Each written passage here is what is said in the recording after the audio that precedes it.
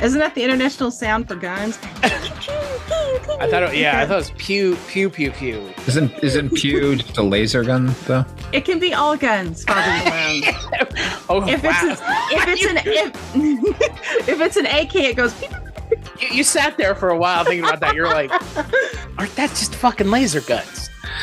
Trying to read me to Phil. Anyway, but How dare you? I'm flexible. But are you as flexible as an ensemble cast starring Graham Chapman, Eric Idle, Chong and Cheech, Peter Boyle, Marty Feldman? How can you have this many people in a movie that are that funny on their own and just nary a laugh to be found through an hour and a half? I laughed a few times, like 3 times. Once every half an hour. And probably not. I think it was probably all front loaded in the first maybe half hour. But 1 in the first half hour, 2 in the second half hour, none at all in the end. Oh yeah, that's I think there are Jerry's Kids specials that have garnered more laughs than Jesus. Holy shit! Starting off blue, ladies and gentlemen. I'm sorry, but I'm not sorry because it's true. It's sort of like. It's like getting like somebody telling you you're going to go to the world's coolest theme park. They have all the rides, all the coolest rides, the Devastator, the Annihilator, the Juggulator. I don't know. And you get there and it's the Chamber of Farts and that's it. Oh, I thought it was just you being fisted for 5 hours because that's what you sounded. I said that's what it sounded like. All those rides just sound like horrible ways of being penetrated by a machine. The Annihilator, the Juggulator, the Fistillator. I didn't say fistillator. No, I think we know where your brain is, Sir Fistilot. Huh? That was my nickname at once. Captain Blossom's at your service. Oh boy, where am I? This is already funnier than the entire movie, folks. On this episode of the Culture Cast, if you can't tell how blue we've already gotten, we're at 2 minutes. I am joined by one of Dark Destination's. The host of Dark Destinations. You're one of the hosts on is involved. What are you talking about? Who else is there but me? But you are a co-host on many other shows, including but not limited to Dreams for Sale and Wolf and Raisin and Goodnight, Mr. Walters, a taxi Midnight podcast. Doing a night gallery podcast. You're the host on that show. I am the host on that show. You are. And you're also one of the hosts of Noise Junkies, the latest show over at weirdingwaymedia.com. That's way too many shows now that I hear it out loud. That's right, Father Malone. It sure is. Hey, when it's Noise Junkies, it's not too many. It's never enough, baby. Come on. That's true. The old MTV slogan, too much is never enough. That's right. Come on. I mean. I wasn't slagging off any of them. I'm just saying, like, maybe I'm stretched thin. Yeah. But maybe you're not stretched thin enough. I like to think I'm like that? I'm like Rocky's manager with Father Malone. I'm like rubbing your shoulders going, come on, kid, make him bleed. Cut me, Nick. Cut me. Though I was like, oh no, wait, this isn't Rocky, it's the fistulator. It's the fistulator. Oh no, back at the fistulator. All the way from mondoheather.com and also from Diabolique. You have heard Heather here before, but yeah, Heather Drain is here. Hello. The fisting precedes you. Oh, thank God. I thought you were about to call me the fisting princess. I was like, sir. King Fist. Sir, I have fisted nary a bum for the record. But there's nothing wrong I like with how that. we got that out of the way at the top. I was really wondering. There's nothing wrong with it. I just don't want people coming to me for advice on fisting and I give them wrong advice because I'm not the expert on it. I've seen, movies, cinema. Filmed entertainment. I think this movie would be better if Peter Boyle fisted somebody with his hook hand. This movie he really wanted to. Man, yeah. He went to town with that hook. Anytime he was on screen, that hook was gesturing. I'm telling you. Over here. Over there. Look over there. God. I mean, clearly that was the joke and he was in on the joke, but I just thought it was really funny. Like in scenes where he was even in the background, you could see him like swinging that hook around. He was like, me hook's hungry for her bunghole to plummet. Ladies and gentlemen, on this episode of the Culture Cast, we're watching another pirate movie because we've already watched two, and hey, they haven't been very good. But this one aims to change things. There's a reason there are no good pirate movies. Well, there's a couple, but they all rhyme with Schmirates of the Schmarabian. Yeah, like 1 and 2. Yeah, but we're going to be watching a film that has a lot of funny people in it. That's not very funny. It's called Yellowbeard. Take some of Marty's pet pythons. Like Graham Chapman here today, going tomorrow. John Cleese, he's out of sight as blind Pew. Eric Idle, great job, kid. Just knocked me out. Put him together with Chong and Cheech. What did you say? And all the crazies who kept young Frankenstein in stitches, like Madeline Kahn. Love you, love you, love you. Peter Boyle, he could use a big hand, folks. And Marty Feldman, here's looking at you, kid. Throw in some cheap jokes, some sheep jokes. Trust me, folks, it's a shipload of laughs. Yellowbeard, rated PG. Now playing at a theater near you. So the film is directed by Mel Damsky. It's written by Graham Chapman, Peter Cook, Bernard McKenna, and David Sherlock. And uncredited. Boy, I bet he's lucky. He's the lucky one, right? I think Dave Sherlock was Graham Chapman's partner in life. Dave Sherlock. Yes. They were together. Yeah. Do you think he was at times like, honey, maybe not that joke? I'm assuming David Sherlock was the one saying, honey, not that joke. Graham Chapman was drunk and just going like, whatever. I don't care. Boy, and it shows because this film stars Graham Chapman, ? It also stars Peter Boyle, Cheech and Chong, a whole lot of other people. Marty Feldman, Madeline Kahn, Eric Idle. They're all having their time wasted by this movie. And the film is about Graham Chapman, who plays the titular Yellowbeard, who is on a quest to find his treasure that the map is tattooed on the back of his son's head. And his son is his mom's. Mom is played by Madeline Kahn. I've had a hard time even figuring out what the fuck was going on half the time because half of the movie is just Graham Chapman on a boat and nobody realizes it. That's half the movie, folks. And yep. Yeah, there's a lot going on in this movie. There's actually too much going on in this movie. And for a 90-minute runtime, it feels like 3 fucking hours. I don't know how they pulled that off. That's magic. Apparently, if you have, just a few hours to live, call Mel Damsky. I guess so. He'll make it feel like you're living for eternity. Yeah, it's like, I say nothing happens, but it's like they were just bombarding you with so much, it's hard to remember one singular thing that happens that has any importance because in a lot of ways, it reminds me of Roman Polanski's Pirates, a great movie to be compared to. Equally hilarious. What a knee slapper of a movie. The comedic stylings of Roman Polanski. Yeah, right. Walter Matthau eating a boiled rat. There have been fewer funny things I've seen in my lifetime. But it's the same thing where they just go through all the, quote, pirate motions, unquote. There isn't a peg leg left unstomped. Yeah. There isn't a plank left unwalked. Heather, I'm going to kick it to you first. What did you think of Yellowbeard, and when was it that you saw it for the first time? I hope to God it was this time. Well, it's funny because I remember reading about this film as a kid because I would scour all kinds of film guides, and this one always uniformly tended to get not the best write-ups, to put it mildly, but I was always kind of curious because of that cast. I mean, you have so many comedic legends, and I mean, even in supporting roles, like you have Nigel Planer, who is in my heart and soul as Neil from The Young Ones, and of course he's on a comic strip. I know, right? Right? I know. I was watching the movie and going, the fuck is that guy? He reminded me, there's an English stand-up comedian named Jimmy Carr, who they both kind of like look like each other. And I was like, is it Jimmy Carr? I'm like, wait, no, Jimmy Carr's current. This is like 40 years ago. And I was like, and then in another scene, he sort of like turned around and like looked a little bit from the side. And I was like, oh my God. It's Neil. It's Neil. And then you get even more sad because it's like, holy shit, this movie really just squandered everybody's talents. But because you would never know he was funny at all watching him in this movie. That's not his fault. I'm not sure you would know any of the people in this movie are funny. Which is sad. But no, my first time actually sitting down watching this was in preparation for this episode. And if I was going to write, say, an article or chapter about this movie, I would call it the biggest waste of natural resources, the movie. Because that's really what it is. I don't know how you have these many talents. I mean, in some cases, legends. I mean, Peter Cook. Graham Chapman. I mean, even some like character actor wise. I mean, you have Susanna George, you have Beryl Reed, you have Ferdy Mayne, who I believe was in Polanski's Fearless Vampire Killers, which is actually a good Polanski's movie. Watch that. Don't watch Pirates, but actually funny. Yeah, it's actually funny.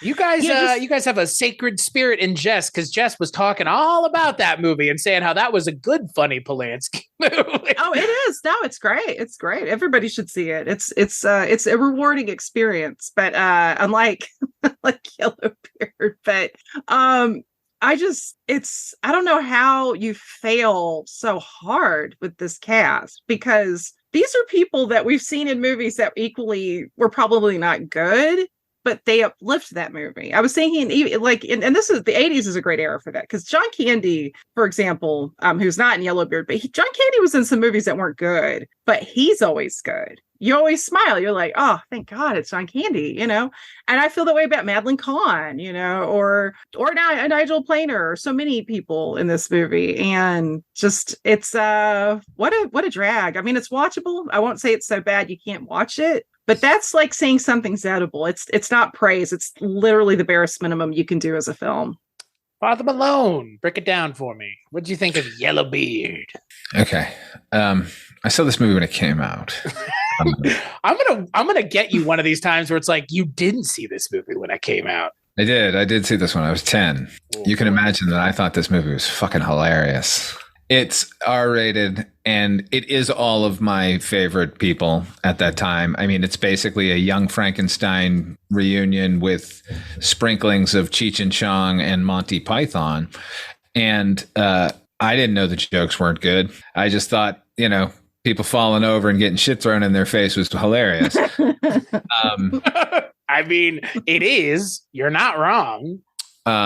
Everything in this movie could have been funnier or funny had they had an entirely different director. This is, I don't think the script was very good to begin with. It needed a few drafts, let's say, by actually funny people. I'm not saying Graham Chapman is not funny. Jesus Christ, don't kill me.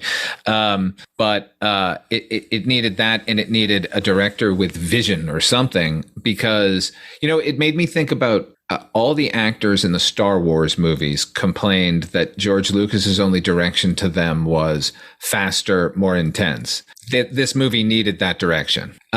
It needed tightening on an actor level, just like the line reading. Everything is just so lackadaisical, except for Graham Chapman. Graham Chapman in every scene, to me, is actually funny. Like when I mentioned there are laughs in the movie, it's because of him, probably because of the line reading, or his absolute commitment to the insanity of that character. I love that character. I wanted to watch a movie about that character. Perhaps we could have called it Yellowbeard, because I was about to say, was that not the title, sir?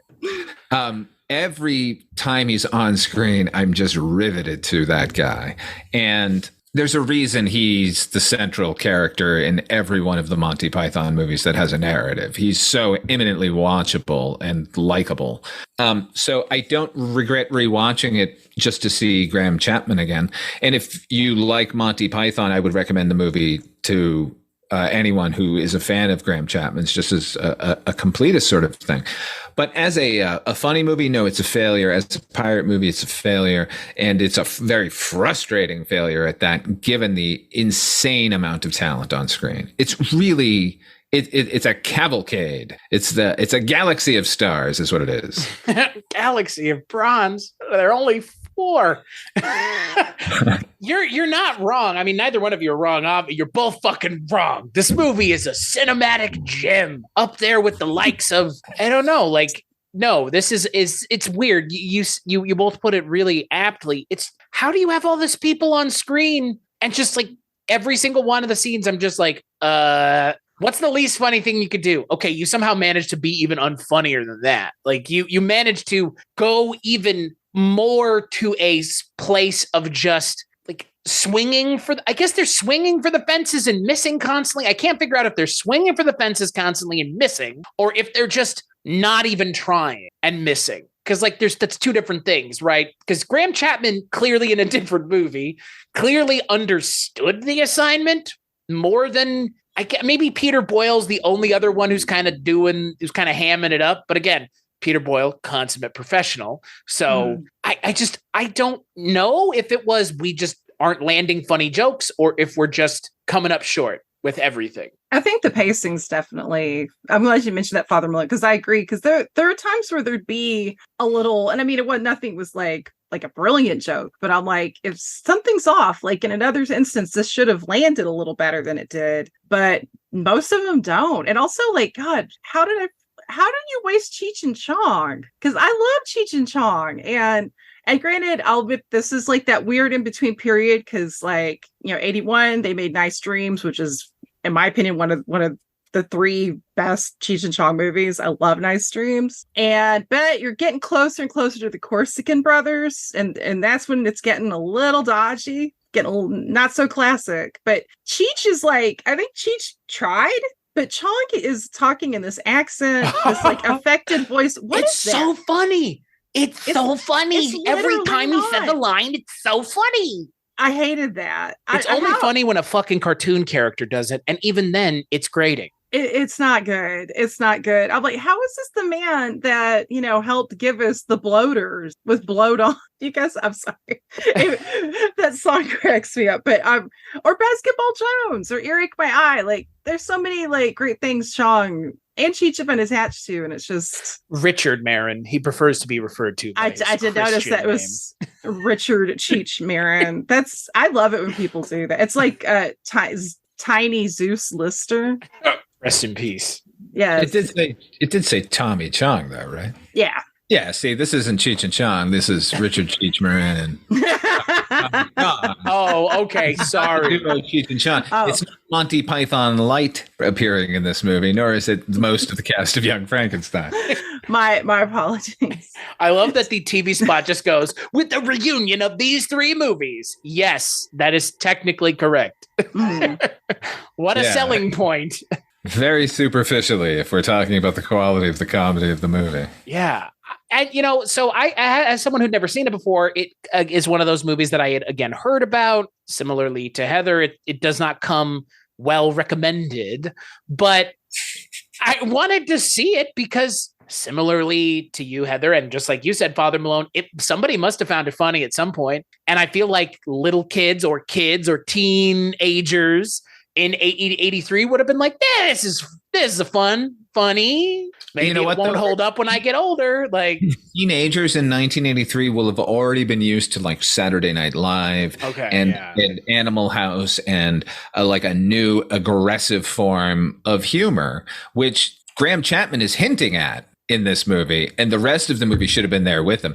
They tried to make the entire rest of the film like a period piece, like pirate movie. It felt like, every 1960s and prior to that pirate movie, very staid and very quiet and decorous, like just it did not suit the material at all. And I don't understand what they were thinking in that regard, because the movie's about Graham Chapman's character and he's like not in it enough. Mm-hmm. And he's a maniac. Why is everything else so calm? It's a pirate movie. I don't get it. It's supposed to be insane. Like if Mel Brooks had directed this movie, you can bet it would have been tight and funny and funny and funny. Like he wouldn't have let up. It would have been relentless. Like this guy was just like, well, we'll turn the camera on here. Like no art to it at all. Just, yep, they did the scene. Cut. Mm. Part of this might be that they were in Acapulco filming, and it was apparently just like a huge party. Eric Idle said of the movie, "It's one of the worst things I've ever done, but I wouldn't have traded the experience for anything." So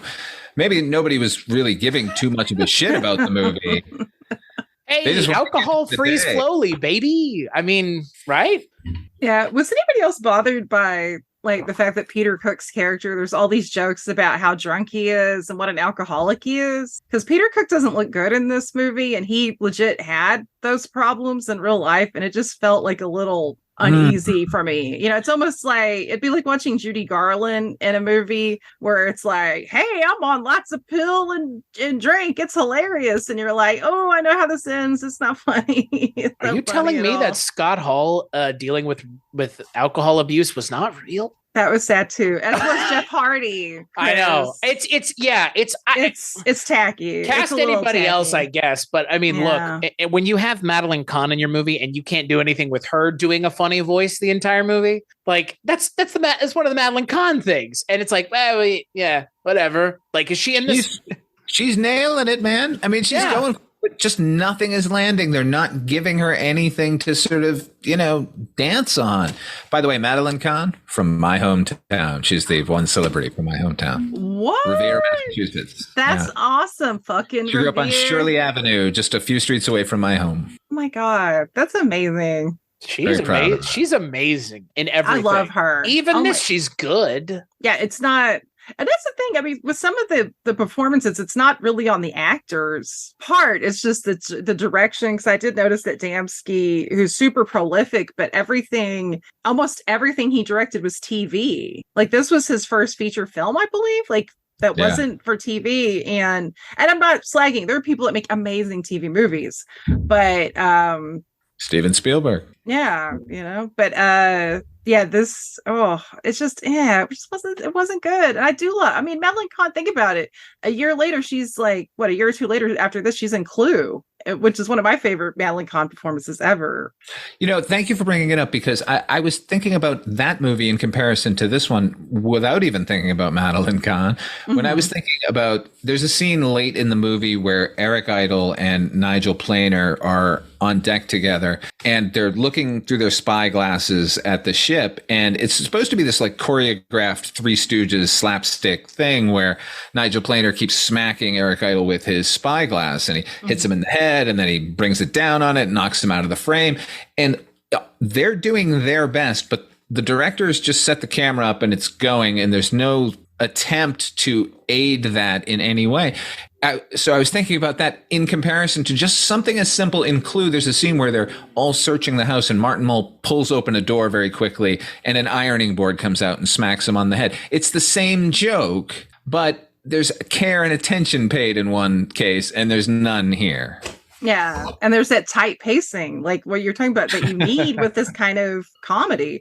Actually, the other good comparison, because I was trying to think of like movies, particularly from the early 80s, that have these big star casts and which ones landed, which ones didn't. Because like with this one, it kind of made me think of that movie Holy Moses, which came out in 1980, which also did not get similar. Yeah, and I watched it recently, and it's like the same problem as this. Just like the script is kind of there, and it needs a lot of help. And either make the script funnier, or get a better director. But no, in that cast, Holy Moses had Richard Pryor in it, Dom DeLuise, like all kinds of people. James Coco, Jack Gilford, who's I love Jack Gilford, but and that wasn't good. But then you have Clue, which is, that card is loaded.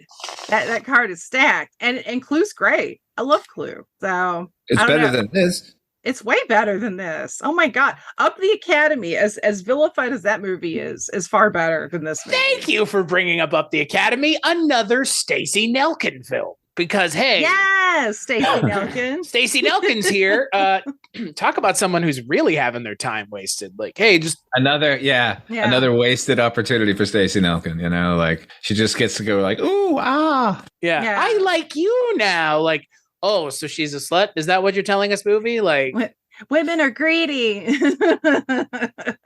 We know very little about her other than she likes money. Like, she's the only female character who doesn't get raped by the protagonist. Yeah. Oh, rape is. Yeah. There's a lot. Oh, I don't know. Rape is funny. No. Oh, it's hilarious here. I think often about what Teddy Ruxpin might say about these proceedings in this film. And okay. Here's one of the jokes that worked for me. I'm sorry, and it's off color and whatever, but the core group has gathered together, and it's Yellowbeard and his son and Peter Cook and their professor, and they think they're about to be discovered. And they dress up Yellowbeard and they say, we're going to have to disguise you. You'll be a professor. You'll be Professor. And he goes, Professor Ripe. No. Professor Murder. It's like that made me laugh out loud. Professor Anthrax. Oh, okay. Works perfectly. Yeah, Anthrax. Oh, that's good. The other thing in the spyglass scene, which doesn't work, the physical comedy doesn't work, but they keep cutting to the sort of monocle shot, like the point of view through the spyglass, so it's a little irised in of the boat, and then another character comes up and brings up his, and then we get two, so it looks like a binocular thing. Like that visual gag worked. Later there are four characters standing there looking, and we get four shots of it. That made me laugh. The end. Cool. Bum ba-dum ba-dum bum. I just wanted to give you every laugh I got in the movie. There they were. I want to share a laugh I got, and I'm almost ashamed of this one because I admit the joke was stupid, but it gave me a chuckle. As at one point there's this whole thing about they won't allow women on the boat because a woman on a pirate ship or a ship is bad luck. But then like one of the basically like heavies to help have the captain have his manpower is clearly a beautiful blonde with a little mustache named what is it, Mr. Prostitute? Mr. Prostitute. Instead of Mr. Christian. But then when they're trying to vote in a new captain, one of the guys yells out, "I vote for Mr. Prostitute." Does Graham Chapman bang Mr. Prostitute at one point, or was that just me missing? Yeah, okay. And like, okay. No, that's what I said. Every female character other than Stacey Nelson gets raped by Yellowbeard. He rapes the old woman who's just very befuddled. My God, like what? Like he's ripping it, and she's just like, "Oh my," and it's it's a lot of rape, and I'm not somebody that's against obviously off-color humor. I mean, we were literally joking about like the fistulator like 20 minutes ago, but this film kind of goes hard on the rape jokes, and maybe I would be okay with that if they were funny. But that's the thing. If you're going to be offensive, you better be funny. That's the thing. It's so boring. It's not even offensive. Like I would like to be offended by it. It's just like, here's a dumb joke. Like, like the Randy Pirates of old. Yeah, agreed. I would watch that show, The Randy Pirates of Old. Professor Rape does sound like a roadie for the Mentors, though. Sounds like Professor Rape. Sounds like he'd be part of the fucking band, frankly. Graham Chapman he's just so spectacular. He was part of a group, or I think it was called like the Dangerous Sport Club. You guys know about this in England? Like it was started in the 70s, and it was this group. They created bungee jumping basically, and base jumping and stuff. And they got sort of crazier and crazier as the years went on. Like they did they did multiple trips to I think in Switzerland to some mountain where the idea was to send irregular objects down the mountain on skis. Like sent sculptures, and they brought at one point a double-decker bus from London and got it to the mountain, and Swiss authorities wouldn't let them do it, but they were all going to get on that bus and ride it down the mountain. Oh my God. That's the kind of fella Graham Chapman was. Where's that documentary? Forget Burden of Dreams. There's a fantastic documentary about him called I forget, A Liar's Autobiography about Graham Chapman. Where we should have watched that, Chris. Sorry, y'all. A balm. I need a balm for one of my holes. I just don't know which one yet. Jesus Christ. Okay, I think we have the quote of the night, ladies and gentlemen. I need a balm for my hole, but I'm not sure which one. Can I have that knitted? Crocheted. I wonder what, because you brought it up, Father Malone. I wonder what this movie would have been like if Mel Brooks had directed it. I really do wonder if someone who was a comedy director had directed this movie. Because Terry Jones from the Pythons. Whoa, who? From what? What group? Were many of these fucking actors in this movie part of? What? That made good movies over and over again? Even movies that sometimes aren't that good? Yeah. It's fucking weird to me that anybody would direct this movie but a Python person. It's, John Cleese is in this movie because it's proof what good friends John Cleese and Graham Chapman were, that John Cleese said yes to this because he said like at the time how horrible it was. And he's on record as saying like, this is one of the 6 worst movies of all time.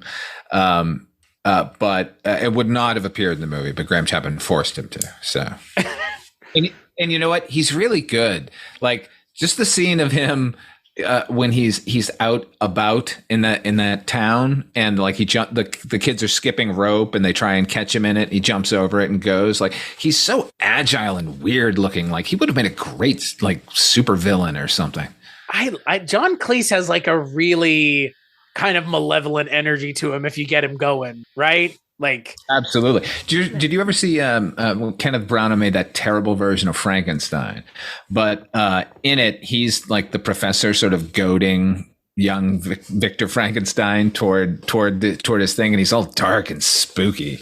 John Cleese can be really menacing. I missed out on that one only because I didn't want to see Robert De Niro as the Frankenstein monster. I still haven't seen it for the same reason. And I love De Niro. I love De Niro in some movies. But yeah, no, Cleese is, I do love his look in this movie too. He kind of reminded me of like somebody who would hang out with Arthur Brown. Like he totally's got like prog rock, occult energy. Yeah, I could definitely see him like at a Love and Rockets show too. Are you making fun of me? You know who? Wow, you're funning me. He would never. He would, and he has. Look at him. He can't even help himself. Look at the kid. It's just who I am. What did you call yourself on the Maze and Monsters podcast? A little dickhead? Oh, yeah. No. I was referring to myself in the past. Oh, okay. You're like, I'm a big dickhead now. Yeah, come on. Give me some credit. By my Christian name, Biggest Dickus. Yeah, Graham Chapman. Way better movie. Oh my God, that movie's so good. You know who else is good in this movie? Kenneth Mars. There's a lisping character too, right there. That scene in Life of Brian. The character, the Caesar, hilarious lisper. But only like one or two scenes, right? There's only one scene in that movie or two where he's doing that lisping. I think it's two, because he mentions later on. He mentions his Biggest Dickus's wife, Contentia Buttocks. Loving rockets. No new tale to tell. I really like Kenneth Mars in this movie. He's great. Double role. Yes, sure. Right? I guess. Yes, it is. He's technically in the movie twice as two different people. And those are two distinct characters. Why are you making it less than? I know the movie's bad, but like the latter character is given a lot less to do than the one that's on the ship. Yeah, but that sequence there's a lot less to be done. Yeah. I just like Kenneth Mars. He actually does more in that scene than he does in his entire time on that boat. That's fair. But I like when they make Kenneth Mars look physically intimidating for no reason. Like, I think he must have been a pretty tall guy, but like he's huge. Yeah, but he, come on. How could you look at that face and think anything other than that guy's a funny man? Did you notice Queen Victoria in the movie is played by the gentleman who played the Russian ambassador in Dr. Strangelove? Oh my God, thank you. I kept looking at her trying to place. It's like, who is that? Yeah, the face is so fucking distinctive. Yeah. Yeah. I was, wow. Okay, yeah, that also wasn't funny, but it was interesting, I guess. I can't believe we've gone 30 minutes with and two movie or music podcast people. We didn't mention the cameo of cameos for no fucking reason. Hold on, I was building up to it. And no, Malone, you don't get this, Mr. Smartass, Mr. Love and Rockets, who I do actually really love a lot. I do love Love and Rockets. I think he called it the way he saw it. Hey. I once interviewed David J, by the way, and he was lovely. Oh, I love David J. He's my favorite member of the band. Favorite member of Bauhaus as well. He called me a Southern Belle. So sweet. I know. Total nerd points. Come on, goths. But no, I get this because I love David Bowie so much. And this movie, in addition to sullying so many comedic people that I love, had to bring in David Bowie. And at least he got out with his dignity, He's like the Billy Preston of the movie. But I know Father Malone might get that. Yeah, he definitely is. So here's the thing. Back to the idea that everyone was just having a fucking good time and who gives a shit about the movie. David Bowie was in Mexico finishing up Let's Dance. And it just so happens that his friend Graham Chapman was filming a movie, and so they were hanging out, and he said, "Come be in the movie," and that's And now David Bowie's in the movie. That's the fanciest story. Can you imagine getting to utter the sentence? Oh, my friend Graham Chapman. Oh, my friend David Bowie. Like, my friend David shit. called me. You probably know him by his last name, Bowie. Fuck. Yeah. And yeah, that's I was not expecting that. Okay, so the movie, the genesis of the movie, apparently hanging out in Los Angeles in the mid to late 70s as sort of a group were Graham Chapman, Keith Moon, and Sam Peckinpah. And they devised this movie. And Keith Moon was to be Yellowbeard. Holy shit. And God. Graham Chapman went off and wrote a first draft, and they were getting the money together. And then Keith Moon got ill. As he did around 78, as we all know.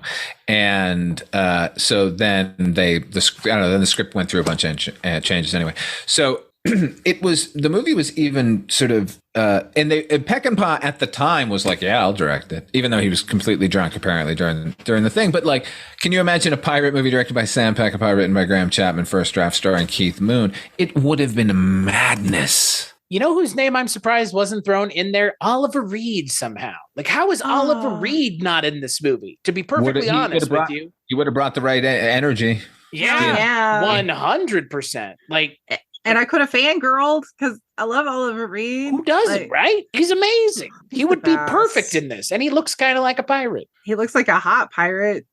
I mean, it was this is late 70s, early 80s. Yeah, he could still get it in this era. Yeah. Right, in 83? Yeah, fucking A. Absolutely. Yeah. If Eric Idle can get it in 80, Oliver Reed can get it in 83. Hell yeah. Oh my God, Keith Moon as Yellowbeard, because I just think like of his performances, Uncle Ernie and Tommy, and how, when I was 12, me and my best friend thought he was like, that character was whimsical because Keith Moon is so funny and crazy, and we were just like, oh, he's silly. And then like I watched the movie later on in college, I rewatched it, and I was like, oh my God, Uncle Ernie's a pedo. Like it totally went over my head because Keith Moon is just, he's he's lovable. You can't, that face, you cannot look at Keith Moon and just, he's lovable. He's a lovable guy, and he's insane and hilarious. I don't know if you guys ever seen clips when he co-hosted, I want to say it was the American Music Awards. I've seen some of these clips. Oh yes. And he is, he's probably like coked out of his gourd, but he is a riot, absolute riot. Peter Boyle's character in the movie is named for him, Mr. Moon. Oh, that's sweet. And the ship that they're on, the Lady Edith. Edith is Graham Chapman's mom. Oh man, that's nice. Yeah, I know. Like, I will want to go back and read the sort of first draft of the script, because apparently it was rewritten to the point where it was his draft evidently was never going to be financed, and so there were many other rewrites. There were other uncredited writers on the script, and it took so long to get made that by the end he was just like, I don't give a shit. Let's just get the movie made. And then they all went to Acapulco and had a good time. Unfortunately for us, 40 years on.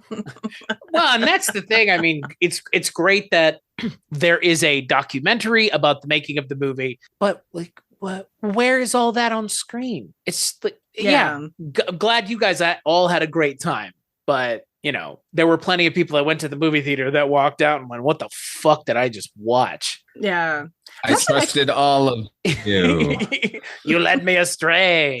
Well, what's fucked up? How could it have been bad? Right. And what's fucked up is, again, the plot being what it is. Oh, Yellowbeard needs to go find his treasure, and it's tattooed on the top of his son's head. Great. But then the movie is interested in having Yellowbeard be pretend dead the entire movie. And which it's fucking weird. Like, yeah, because they're like, how did you get here, Yellowbeard? When they finally make it to the island, it's like, in that moment, I was like, what the fuck are they talking about? And I was like, oh, right. He's just been cavorting around the ship, raping women and killing people.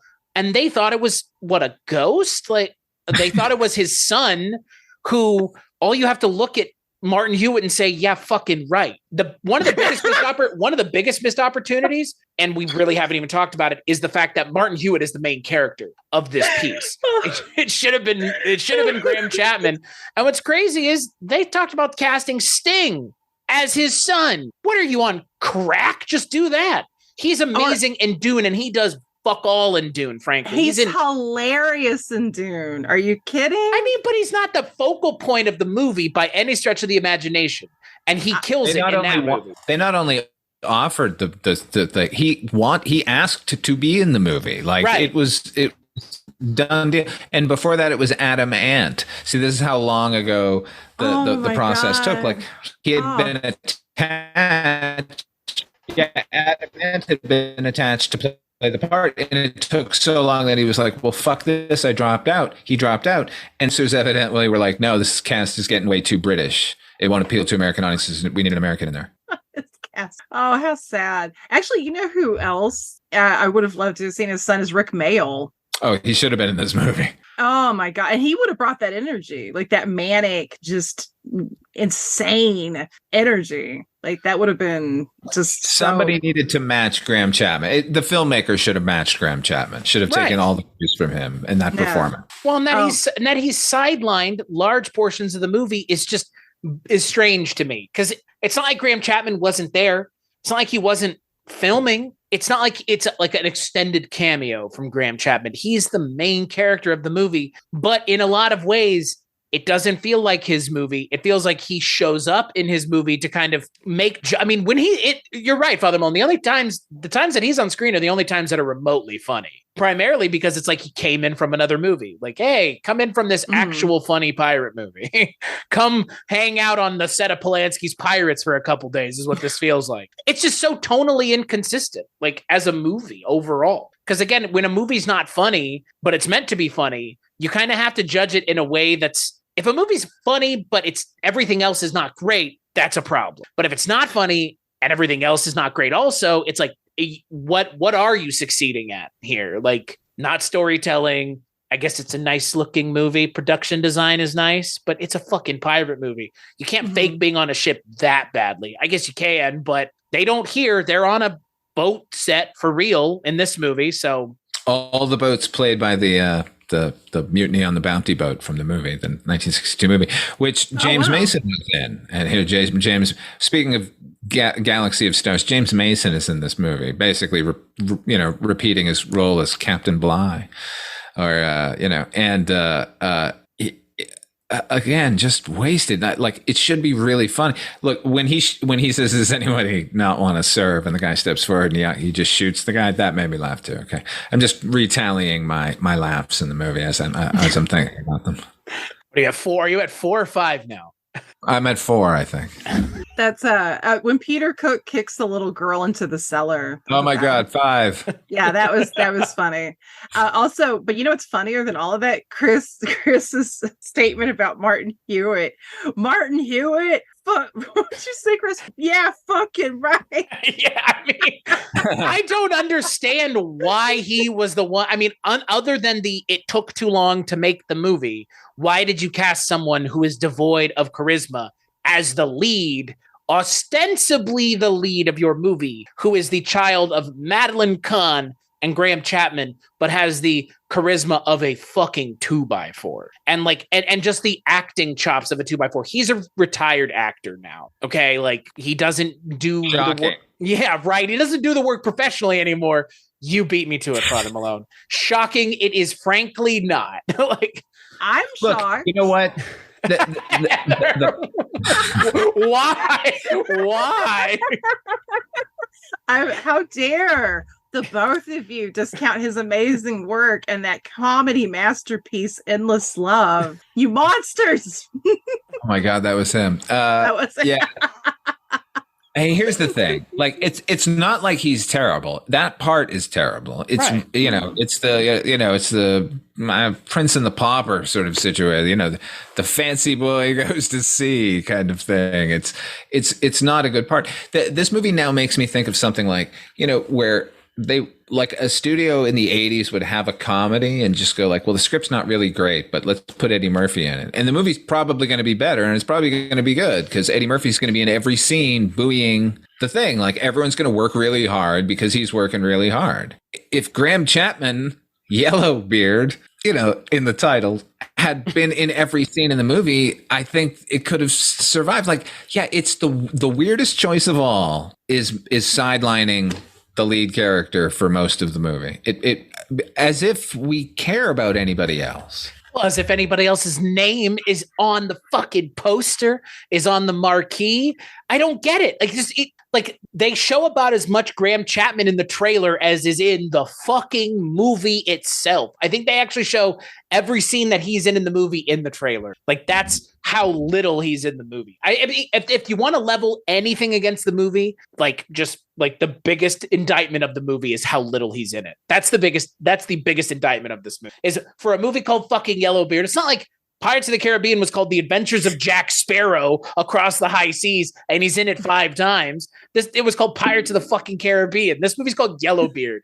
Give us Yellowbeard or get the fuck out of here. Seriously. Like, I just remember in Life of Brian where he was in the movie twice. Like, Leonard Maltin wishes he could write a better, more brevity laden line than we need more fucking Yellowbeard. But you're right. No, you're both 100% right. I mean, because Graham Chapman. Also, like, I love seeing him just total grr, super macho male energy in this. Like, because it's he's so the versatility. I mean, come on, Life of Brian. Yeah, like the contrast between those two characters specifically. Brian is so meek and unassuming and doesn't understand anything. And this guy's pure id, unleashed. Professor Rape.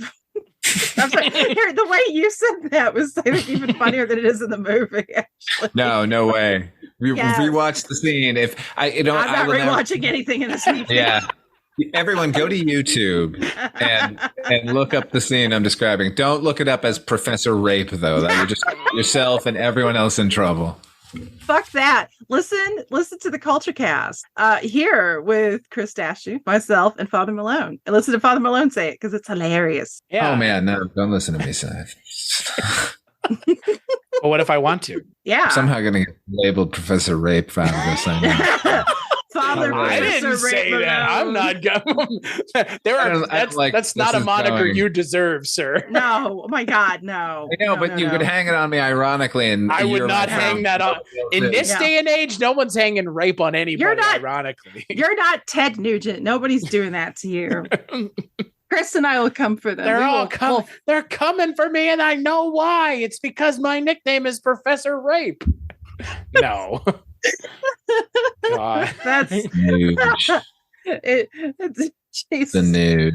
The nuge, yeah. Putting the nugs in nuge. Gross. On a happier note, David Boy's amazing. Yeah, just not in this. I mean, I guess he doesn't do anything, right? Yeah, I mean, it's nice to see him. It's kind of like that terror that honestly, this movie I think is actually arguably worse than Yellowbeard, but that Kevin Costner movie, The Postman, where I know, it's bad. Tom Petty shows up for 2 minutes, and it's like the Oasis has arrived. Because it's like, oh my God, it's not Kevin Costner, it's Tom Petty. I'm nothing against Tom Petty. He's fine. He's a talented guy. But it's like, he might as well have been the second coming of Christ by the time you get to that part of the movie. Because it's a lot. So this Yellowbeard isn't that bad. Yeah, I would say this movie's still a lot, though. It's 100%. 100%. I was trying to be positive. I liked Madeline Kahn's stockings. She had these cute little green stockings on. Those were nice. They let Marty Feldman mug a proper amount, I feel. Maybe too much. I don't know. Mm-hmm. You know, he died on the set of this movie. Yeah, that definitely wasn't him going into the acid. Yeah. The only scene he had not filmed was his death scene because he died before he could get to it. I love Marty Feldman. I do too, man. Look at that. He was hilarious right to the end. Right. Yeah. Wow. Actually, I'm trying to remember. Wasn't he in a similar movie? I mean, not plot wise, but also like an all-star cast. Because I'm trying to remember like the trailer for it where he's like talking with God and the movie, but the movie didn't look very good. Oh, in God we TUR $T. Yes. He directed that film. He also directed the last remake of Beau Jest, which is a movie I really like. I haven't seen that. Marty Feldman. I need to see that. I mean, he's good here. They don't, again, like a lot of other people in this movie, they're just like, hey, do that thing. Like, do the thing. Like, make the face, right? Like, that's what they were just like, we need a guy to make faces all the time. There you go. There's like 3 teams going on in this movie, right? So there's Eric Idle and the British aristocracy, right? The Royal Navy. And then we've got We've got Moon and Marty Feldman, like representing what's his name's old crew, right? They're trying to get, and then we got Yellowbeard and his cohorts. And then the boat that they're on, there's another. There's too many factions going on. Like that was something I read. Like Graham Chapman said, as the script got bigger and they added more, it became emphasis more on all the other minor characters, and that just kept expanding. Like, why are there so many people in this movie? So many people in a movie again, but nothing to do. No, and by the way, every shot, other than the shots of them when they're standing on the deck of that boat, is stock footage. Oh, really? Wow. This fucking movie released in 1983. What else was released in 1983? Like every great movie like this. How dare this movie come out with this? Like the pirate movie, I think, came out in 1983 with goddamn Christy McNichol and Blue Lagoon Boy, and like that had better effects. Like I think they got some miniatures even working in that movie. Like what's going on? Blue Lagoon Boy. What's that guy's name? Christopher Atkins. He has a name. He has a name, Father Malone. He'll always be Blue Lagoon Boy to me. That's fair. So what? This is what three of the 6 members of Monty Python. So Terry Jones, Michael Palin, and Terry Gilliam all they were predisposed doing literally anything else. Terry Jones, Terry Gilliam, Michael Palin, one other one not involved, right? Because it's just there's 7 of them. Graham Chapman, 6? Eric Idle, and John Cleese. That's the Terry Gilliam, Terry Jones, Michael Palin. and Michael Palin. That's only 6, right? Half of them are in this movie. Right. Half. Somehow half. Eric Idle is funnier the 3 times he shows up in European Vacation. I watched that movie over the weekend. I was like, oh, right. Eric Idle is in this movie and he's great. He actually, that's true. He's, Terry Gilliam, was he at this point? Well, he's probably working on Brazil. 83. Yeah. He was probably getting prepped to make Brazil, which is a great movie. Yeah. Even on its own and compared to this. It's a masterpiece. Up and down. Yeah. Terry Jones would have been a welcome sight, because I feel like Terry Jones always kind of brings a fun kind of weird energy. Why didn't Terry Jones play Queen Anne? If you're gonna have a guy in drag, that would have been playing hilarious. The Queen, like Terry Jones is in drag a lot in Python stuff. I mean, in Meaning of Life, Life of Brian. He talks about blessed are the big noses. He was busy, man. He was off writing that Labyrinth script. Oh, I love Labyrinth. Which hey, that's a good David Bowie movie. There we go. Hell yeah. Yeah, that's I love Labyrinth. Oh my God, we should have watched that. It's got pirates in it. So, I mean, it's pirate adjacent. I mean, those goblins are wearing eye patches. Hey, David Boy's wearing a puffy blouse. It counts. God, he's got a cod piece, and cod are things that you can catch on a boat. Oh my God, we're gonna shimmy and shake till we make it stick, guys. that was the stretch. Yeah, you know why they call him the goblin. Yeah, we know. We were all traumatized. Yeah, well, some of you were traumatized. I thought when you said goblin, I thought you meant like goblin, like goblin it down. Ew, man, you got even nastier. I sure do. I want to ask you. Speaking of nasty, later. Yeah. Well, I want to ask you guys. Because we're talking about pirate movies, and this is the only time you guys are on the month of pirate films. What other pirate movies are you doing? Without us, the dream team here. Come on, yar me mateys. I be talking about some real great films. I've be talking Roman Polanski's Pirates. Mm-hmm. I know, it's already out there. Yellowbeard, and then Savage Islands, Pirate Radio, and then Peter Benchley's The Island. The Island. Oh fuck! What did we get? The Island. David Boreanaz in that. I sent you guys the list, and you chose. You done fucked up.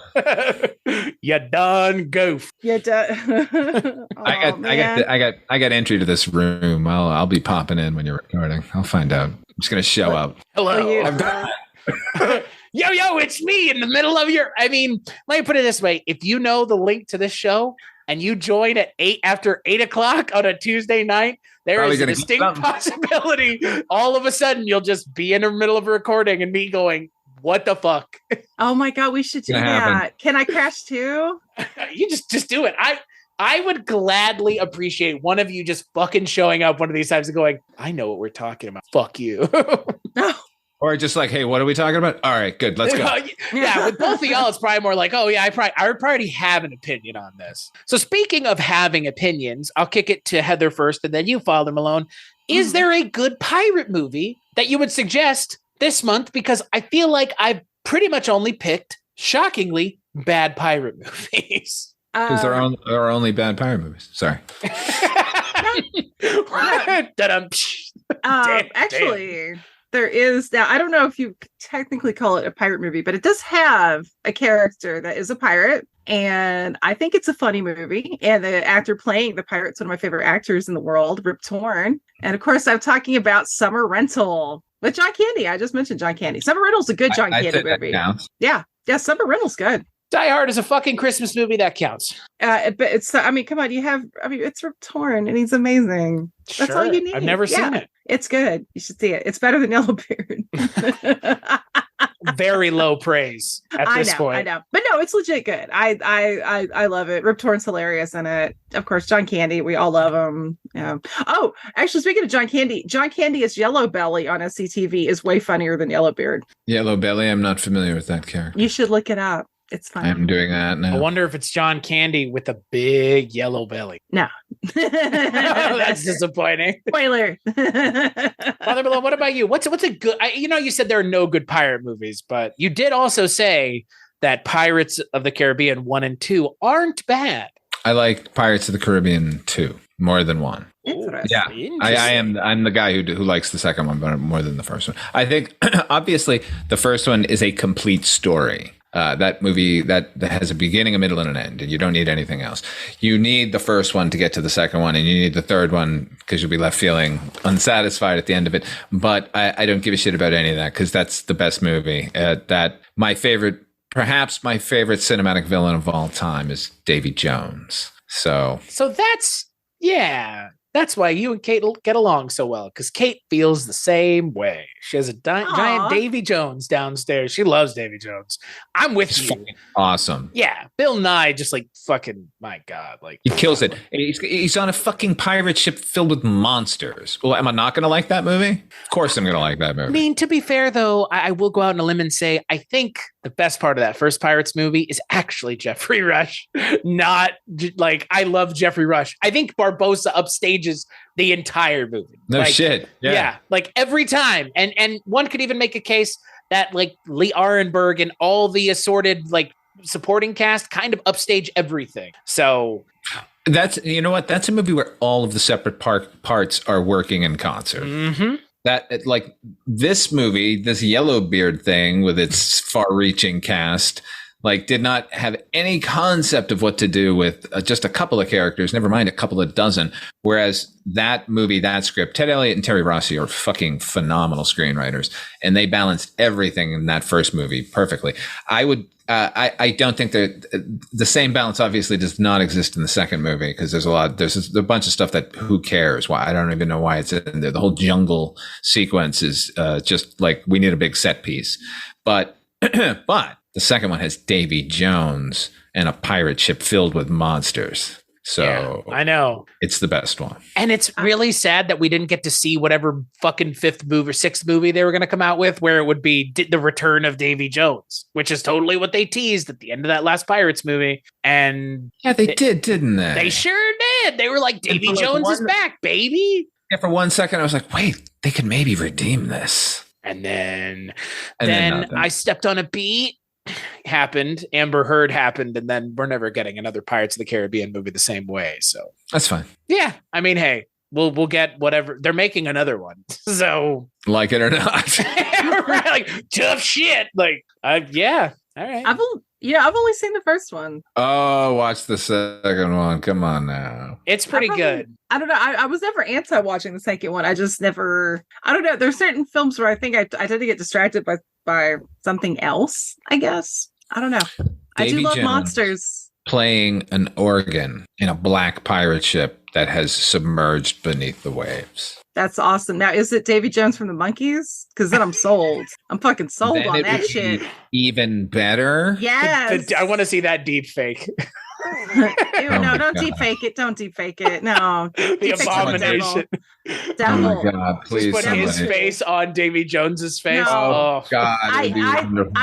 I think we should bring back the guillotine of that shit out. Whoever does that's getting off with their head. I Can't stop the deep fakes. I think the issue I have with that second Pirates movie, I think, is it just doesn't tell a full story. Other than that, like Davy Jones ends up being, just so You good. got Tia Dalma in it, man. Mm-hmm. Stellan Skarsgård's in there. I love Stellan Skarsgård. Who doesn't? Oh my God! I do love Stellan Skarsgård. Yeah, and All that of this stuff is great, and the Kraken and no, best one. I need to see it. I was hoping, Chris, you're about to say, what it really needed was Davy Jones from the Monkees.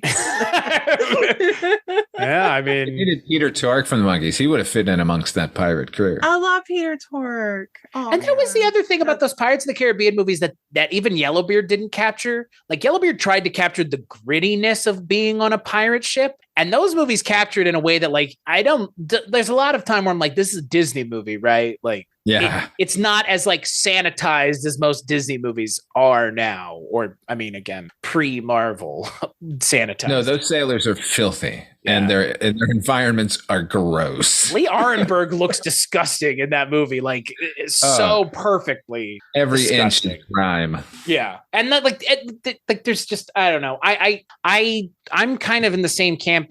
Father Malone, you made the joke about there's no good pirate movies. Maybe there aren't any good ones after the golden age of pirate movies, the Errol Flynn days, where everybody's trying to recapture that. But like, that's not something that jibes with clearly any other time period, because Roman Polanski's Pirates kind of tried it. This movie forced it into the movie. Like Cutthroat Island fails for similar reasons, because it's trying to recapture a thing that nobody really is interested anymore, that pastoral pirate bullshit of, these are clean, good Christian pirates. Like, what are you on fucking crack? Like, these guys were they're 10 times worse than you could even imagine they are. Like, the reason nobody has done any real pirate things is because what are you going to do? Just make them the villains the entire time? Because there's no way you would cheer for these people.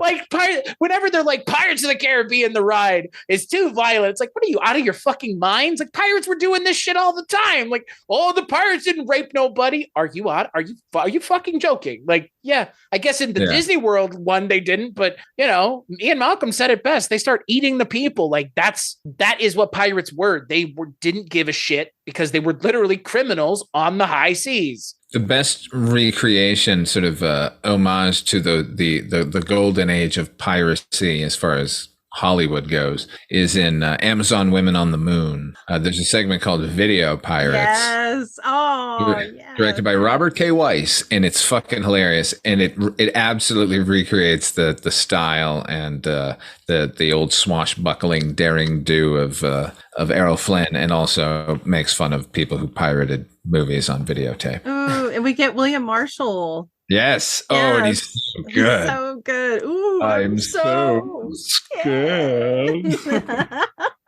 These all sound like better things than what we watched here. Oh my God, Chris, have you seen Amazon Women on? Well, wait, are we doing that one later this year? We are doing that one later this year, are we not, Father Malone? Goddamn right we are. I was like, he knows, right? My God. You remember, right? We're going to get to do a I good programmed comedy. a bunch of sketch comedy movies. Yeah. Yeah, like It's Pat, Coneheads. No. You got me really excited. I did an article and It's Pat, so I can't hate on it. Because Charles Rocket. No, it's not. I'm not saying. My pal, I got a friend, his name is Jay Buell. He's an actor. He lives in New York. He's in the It's Pat movie. He's in the crowd. He's in a crowd scene, but he's in it. Shout out to Jay Buell. Is it the Wayne concert? That's fucking awesome. Good for him. I kid about Julia Sweeney. He's the first to hold up a lighter. Shit. I know which character you're talking about. Oh, that's badass. That is so cool. Man, the only thing that'd be Jay better. and I, we worked at a movie theater together in Santa Monica. Anyway. That is so cool. That's some street cred. But we're not doing SNL sketch comedy movies. We're doing serious sketch comedy. Yeah. Like The Groove too. Mr. Mike's Mondo video. Yes. My God, we're gonna have so much fun. It's gonna be amazing. Will those movies be funny? Some of them are quite funny. Oh my God, Amazon Women on the Moon is a banger. Are you kidding? Oh my God, I love it. I just watched it. Oh my God, Chris. Oh, you know what? I've been on a Joe Dante tear lately. I just keep watching Joe Dante movies. So thanks, Chris, because you set me on this path with fucking The Burbs. You're welcome. And I was like, I need to reappraise my love of Joe Dante. And I was like, oh no, I'm right. He's fucking awesome. I started watching Tom Hanks movies because of The Burbs. Yeah. Still haven't watched Elvis though. Just waiting. Really? I still haven't watched it. I want to watch 2.5. I don't want to watch I don't want to watch a 2.5 hour Elvis movie. You can watch a 2.5 Elvis movie. It's fucking directed by John Carpenter and starring Kurt Russell. I'll watch. I do. I want to see that one. If I'm going to watch a 2.5 hour long movie, it better be Bollywood, baby, because otherwise I'm not interested. I was about to say every movie you and I've done for Hollywood cinema clubs for like 3 hours. 2.5 fucking hours. I'd be more apt to watch that than I would a 2.5 hour movie about Elvis narrated by Tom Hanks. So. Oh my God. Now, all of them will feel flighty compared to the Yellowbeard, though. Ooh, that's LeBron. That's how the pros do it. Okay. That was beautiful. Yeah. It is weird how bad movies tend to feel longer than good ones that are the same length, because this movie feels like Polanski's Pirates did. It's an 1.5 hour movie that feels like 3 fucking hours. Like it's interminable, and it boggles the mind. Like watching the people on screen, just going like, "Why is none of this working?" Yeah, why are you guys? Graham Chapman comes in and like just starts eating random things and knocking shit over and being chaos, and it's like, wow, hey, what's going on here? Like, oh, where do you go? Pretending to be dead. He pretends to be dead multiple times in the film. Even at the end, even the conclusion of the movie has him die once again. Yeah, then he's back. Yeah, right. Yeah, God, it's just, the thing is, like, you think this film would be a little more fun to watch. And I know not everybody is of this school, but there's films I've watched that weren't technically good, but I get the feeling like, okay, the actors were having a really good time making this movie, and some of that joy kind of bleeds over, that jubilance. And, that's something you can latch onto as a viewer. But I mean, I don't feel that jubilant watching this. Everybody just seems like, other than Chapman, just seems like they're on lewds. It's very subdued. Yeah, it's a very it's yeah. When the finale of your movie is Stacey Nelkin knocking the villain into the pit of acid and going, like you're with a bucket prison. Yeah, like she doesn't just like walk up and push him in. She goes and gets a bucket. Right. on that set that they're on. What? It's a set? How dare you? Hey, Zeus. It's oof. Yeah, when the movie has like no stakes of its own and doesn't even care that the main villain gets killed by a character who's been in the movie for 5 minutes, and they just go, well, he's dead now at the end. All right, let's go home now. Like, wow, way to undercut anything you're trying to do here entirely. There's a scene early when there's a guy with a parrot and he has a stutter and he's trying to tell them about Yellowbeard. Remember that scene? That dude was Tote in Raiders of the Lost Ark. Which one was Tote? The one with the fucking burn on his hand. I like how we both did the exact same thing. I'm sorry. I haven't watched Raiders of the Lost Ark since I was a kid. Calm down. I do think, and my wife pointed this out to me, I think Indiana Jones is like exclusively like a cisgender white man thing. I think us white guys like Indiana Jones. I am not sure how many other people like Indiana Jones is my jam, dog. Like, you know what I mean?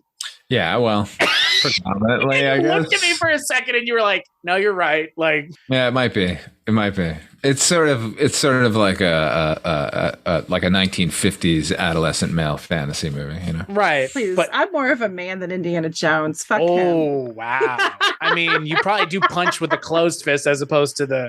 I mean, I'm being a little silly. I don't know. I'm not a fan of, like, I don't know, maybe because I've never fit into like a traditional like female anything in my life, so I always get a little like hackly, and people are like, oh, this is a dude thing, because I mean, look at all the stuff I write about. I don't like I don't think it's intentionally I don't think it's intentionally you're a dude canceled. Thing. I don't think it's intentionally a dude thing. I just think I think it just kind of is. Like it just kind of is. I don't know. Like I'm not saying I'll teabag Indiana Jones, but I don't think it's not an exclusive thing. It's kind of a lame thing. It's just like it's the old joke. Like I know why women don't like the Three Stooges. I fucking love the Three Stooges. They're not funny. That's the joke.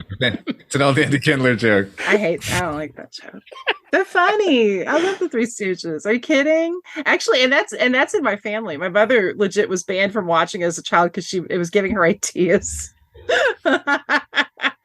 You should inject those people's eyes out. Inject those three into this movie, and I think we would have had a much better time with some actual slapstickery, as they would say. Oh my god! Yeah, if you took the energy of Disorder in the Court and put it in this movie, holy Moses! Then you'd have a fucking not Holy Moses, the bad movie.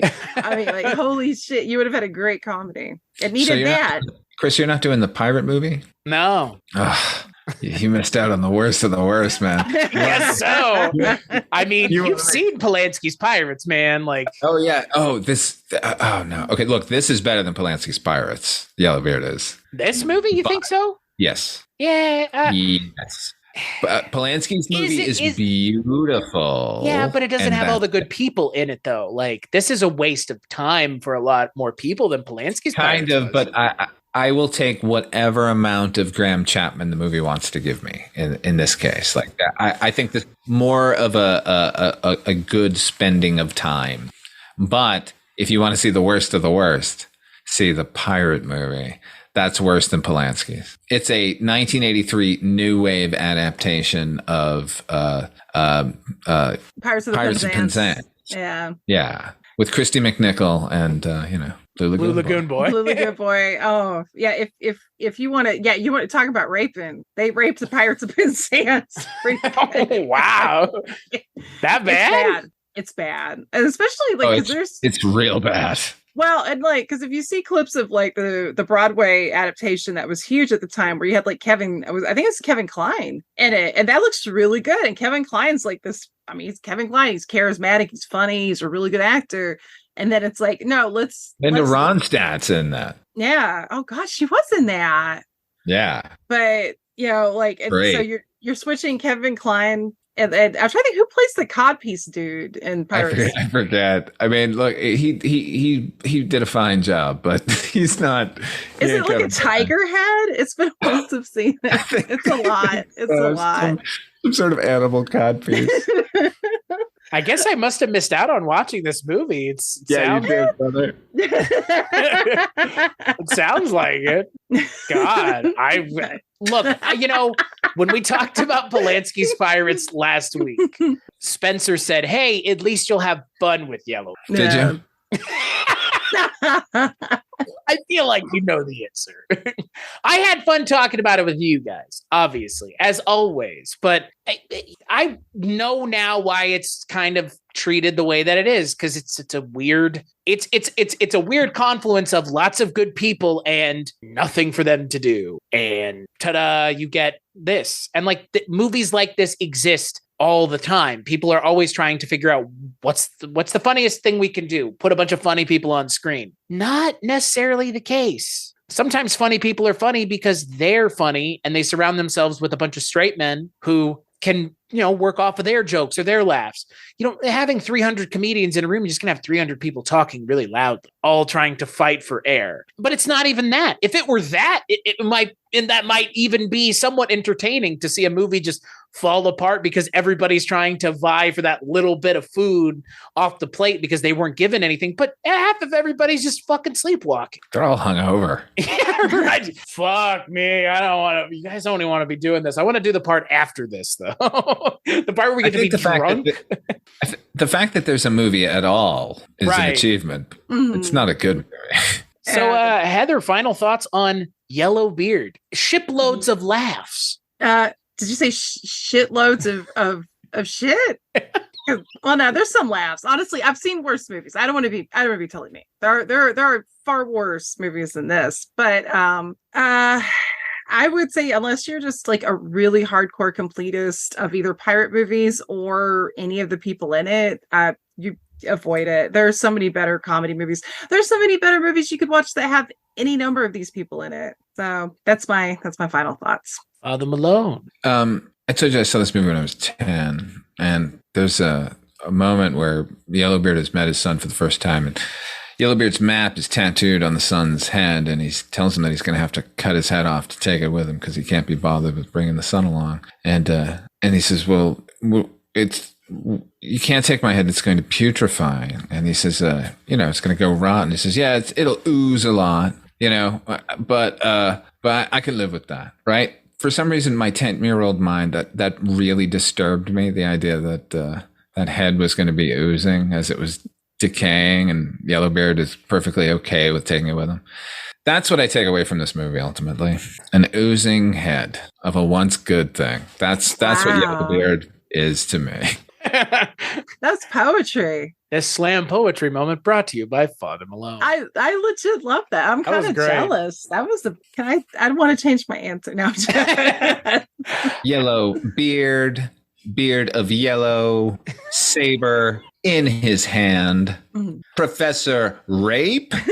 That shouldn't be so funny, but the way you say that is like, oh my God. Dear. Well, what do I think about a film like this? There comes a time in every podcaster of film's life when they sit down and they wonder to themselves, is this the end for me as a podcaster? And did this movie push me over the metaphorical edge into the abyss of just, I've given up on doing this? And this movie, we're not anywhere close with this, thankfully. Wow, the two of you had you going for a moment. What the fuck did I walk into? Suddenly very apocalyptic, my friend. Yeah. But this month is a lot of we just watched Red State. That's pretty apocalyptic, and Knock at the Cabin. That's pretty apocalyptic too. The end times are not nigh, but if this is the end all be all for your comedy stylings of these people together on screen, which for the most part it was, this is one of the few times all of these people are ever on screen together, then this is an apocalypse level bad movie, only because, like Heather said at the top, like you've mentioned, Father Malone, the script wastes everybody's time, and there's a funnier movie here because Graham Chapman is in that movie, almost because he doesn't want to play by the rules of the people who were writing his script over and over again. He somehow managed to keep his character intact throughout the entire movie, and that in and of itself is impressive. But to both of y'all's points, there is not much left here. This is in a lot of ways a shell of a movie with a whole lot of just, hey, look at all the funny people that we got together just dancing for you. But ultimately, it shares more in common with Pirates of the Caribbean, the ride, than it does the movie, because it's just window dressing. I mean, there's no pirating in this movie outside of Graham Chapman's character that's actually pirate stuff. It's just, I don't know, this one guy who's not actually a pirate going to find treasure while his pirate father does everything for him. Wow. What a film. So on that note, we'll take a break and we'll play a TV spot for the next movie for Pirate Month, which is shaping up to be something we'll probably never do again. It was a busy year for Bully Hayes and the Reverend Nathan. They met a queen and had dinner with a king.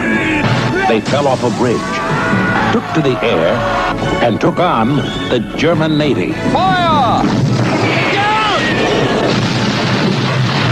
Have the time of your life with Nate and Hayes. You're gonna like it. Rated PG. That's right. On the second to last Culture Cast of March, thank God this month is short, we'll be talking about Savage Islands. And I'll be joined by everybody's favorite dick, Richard Haddam. Until then, Heather, where can people find you on the internet? Well, on the internet, which is a series of tubes. Excuse me. Thank you. Thank you, Albert. Gore. You can find me over at my website, mondoheather.com, where I write all kinds about groovy movies that aren't Yellowbeard, music, esoteric sundries. You can also find me on my Patreon, where you get sneak peeks into such articles, as well as other assorted benign goodies. And I, of course, am on Twitter and Instagram under @MondoHeather. What about you, Yellowbeard? weirdingwaymedia.com. At the top of the show, you mentioned way too many shows. They're all there. weirdingwaymedia.com. If you want to see my cuckoo visual bullshit, go to fathermalone.com. And that's where I'm at. Oh, can I plug? When is because because this is going to air sooner than later, right, Chris? Like tomorrow. Sweet. Okay, perfect. Please check out the latest episode of Noise Junkies, where Father Malone and myself and HP talk about some of our favorite and not so favorite soundtracks. So if you love film, you love music, and you love us, and why wouldn't you? Because we are lovely, lovely folks with big hearts and don't rape anybody. It's true. We are not academics of sexual assault. No, sir or ma'am. No. We are the Noise Junkie. Please listen. I don't know how you follow that, but I'm going to try to. You can find me at weirdingwaymedia.com, where, like Father Malone said, I do a lot of shows, but boy, let's just leave it at that. Let's not try to count. But let's mention some other shows like Dark Destinations, like Twisted and Uncorked, two women who are much funnier than, well, pretty much anybody else I know for the most part. Their Las Vegas information may or may not be correct. Yeah, but that's okay. They don't care. It's like, you know, Las Vegas is on Mars, right? Funny enough. No. The show is good. The show is good. It's Father Malone approved. There it is. But yeah, that's where you can find all of that stuff and more. And patreon.com/culturecast, all the places you can go to help us financially. But hey, just go on over to iTunes or wherever you get the show and like, rate, and review, because that helps us out the most. Heather, Father Malone, thank you both so much for joining me. I wish the movie had been better, but it wasn't. Wait, one last thing. This movie features a scene where James Mason, esteemed actor James Mason, utters the line, "That sailor has tits." That was a wonderful James Mason. Thank you. I just want to get my James Mason on record before I die. That was beautiful. And as always, Father Malone, what is the porn parody title for this film? See, I got you. I waited. I waited as long as I could. You thought I forgot. You thought I forgot. We were here at the precipice, and yet I put one. Give me a moment of your time, sir. What's the question? What is the porn parody title for Yellowbeard? Professor Rape. Yeah, it's pretty good. Heather, what about you? Here we go. I hate myself. Yellow pubes. Oh, I love it. That was a good one. It's like she's a real saucy pirate, and she's got the little smoking, because at points Yellowbeard has the little smokies. It is curls. She's got little smoky pubes. Oh my God, yes. Yeah. It's just writes itself. I know. It's really good. Also, the map is tattooed on a different head. Now that I would watch. Speaking of Oliver Reed. That's right. He's got the little eagle talons on his nuts. Yeah, he's a weird dude. You said weird. I said amazing. So my title is perfect. It's got a colon in it. Of course it does. Yes. and while they're done, there may not be much of a colon left. It's Brownbeard, colon, a shitload of ass. If you can see Father Malone, he's shaking his head at me. We're ending like we began. Boy, you two scatological junkies. How dare you? You're part of this fraternity. No. I prefer pee-pee and poo-poo, okay? That's right. Cockatoo. Oh my God. I'm Spock to your McCoy and Kirk over there. What's going on? You're no better than us. And as always, we'll catch you on the next episode.